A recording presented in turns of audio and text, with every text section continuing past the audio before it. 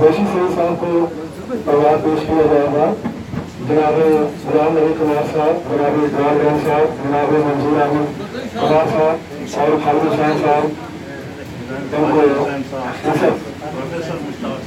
जी professor Mushtaq Ahmad Qadri साहब, सभी से गुजारिश है कि वो उन्हें इस एजाज से नवाजें। जनाब वंशी सही साहब उर्दू अदब में किसी तारीफ का मोहताज नहीं है। हाजरीन से सभी से गुजारिश है कि वो पढ़ने लगाएं। और उनके बाद जनाब फारूक मुश्किल साहब को अवार्ड देना चाहा था, लेकिन वो यहाँ पहुँच नहीं सके।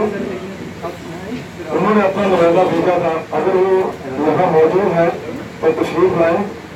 जनाब फारूक मुश्किल साहब को अवार्ड दिया जाना तय पाया था, यहाँ वो नहीं पहुँच सके।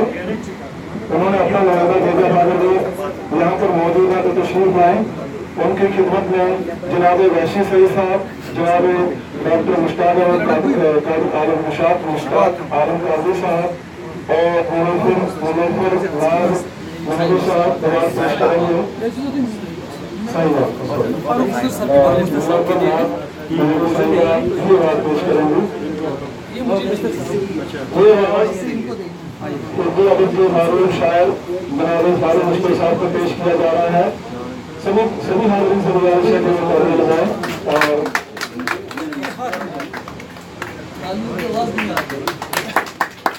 अपनी हाज़री का शुरू है, सभी से गुजारिश है।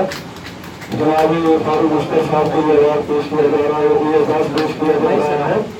इसके बाद तीसरा अवार्ड जो है डॉक्टर मुश्ताक अहमद कादरी साहब को पेश करना है।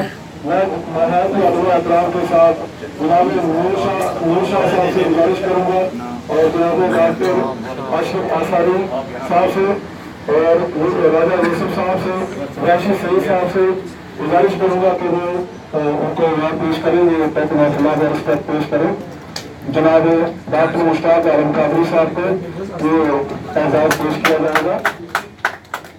जनाब डॉक्टर मुश्ताक आलम कादरी साहब उर्दू अदब में किसी तारीफ के मोहताज नहीं है।